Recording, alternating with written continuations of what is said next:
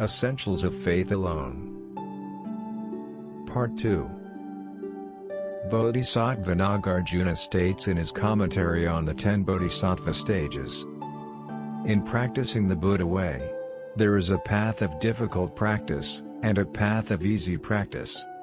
The path of difficult practice is like going over land on foot. The easy path is like receiving a favorable wind upon the sea lanes.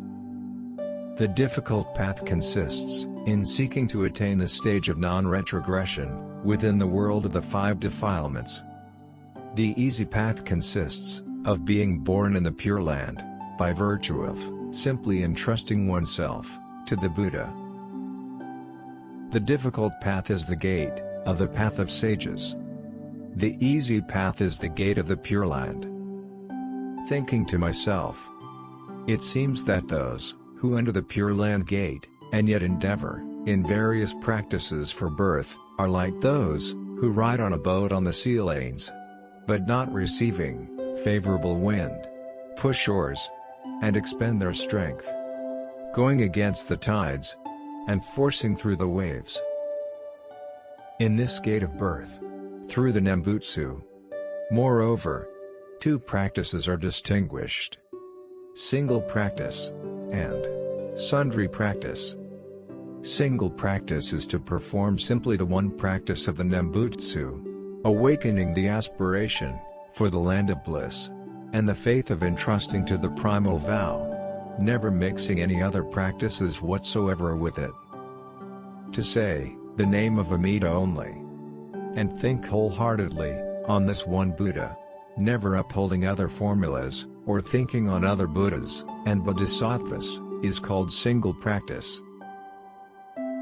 Sundry practice, while taking the Nembutsu as primary, places other practices alongside it, and includes other forms of good acts. Of these 2, single practice is to be considered superior. The reason is as follows. If one already aspires wholeheartedly for the land of bliss, why include other things, besides contemplating on the master of that land? Life is like a flash of lightning, or a dewdrop at daybreak, and the body like the plantain tree, or a bubble, yet one seeks in a mere lifetime of religious practice, to depart immediately from one's long abode in the 5 courses. How can one leisurely combine diverse practices for securing spiritual bonds with the Buddhas and Bodhisattvas?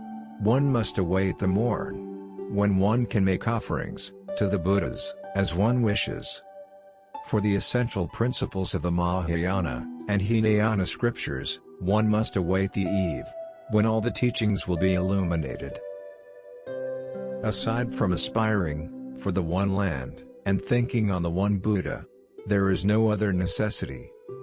People who enter the gate of the Nembutsu, but combine it with other practices, are attached to their former practices, and have difficulty abandoning them. Those who hold to the one vehicle, or practice the 3 mystic acts, do not change their aspiration to attain birth in the Pure Land, by directing the merits of such practices, wondering what can be wrong with pursuing them together with the Nembutsu. Without endeavoring in the Nembutsu of easy practice that accords with the primal vow, meaningless is it to follow various practices rejected by the primal vow. Thus, Master Shinran declared, among those who abandon the single practice and incline toward the sundry, not 1 in 1,000 can be born. Among those of single practice, 100 in 100, 1,000 in 1,000, can be born. It is said, the land of bliss is the realm of nirvana, the uncreated. I fear, it is hard to be born there, by doing sundry good acts, according to our diverse conditions. Hence, the Tathagata selected the essential Dharma, instructing beings to say Amida's name with singleness, against singleness. That which is rejected as various good acts, done according to one's conditions, is the attachment to one's own former practice. In serving as a retainer, for example, one should serve one's Lord, depend on him, and wholeheartedly be loyal to him. However, suppose a person, while evidently serving his Lord, in addition harbors designs concerning an unfamiliar, distant person, and, arranging to have him meet his Lord, seeks to be well spoken of by him. Compared with serving directly, which is superior, and which inferior, is clearly known. Being of two minds, and being of one mind, are as vastly different as heaven and earth. Concerning this, someone asks, suppose there is a person who practices the Nembutsu, reciting it 10,000 times each day, and aside from that, does nothing but play all day and sleep all night. And another person who says it 10,000 times, and afterwards reads sutras, and recites the names of other Buddhas. Which is superior? In the Lotus Sutra is the phrase, "By virtue of this sutra, one is born in the land of peace." Can reading this sutra be the same as playing and frolicking?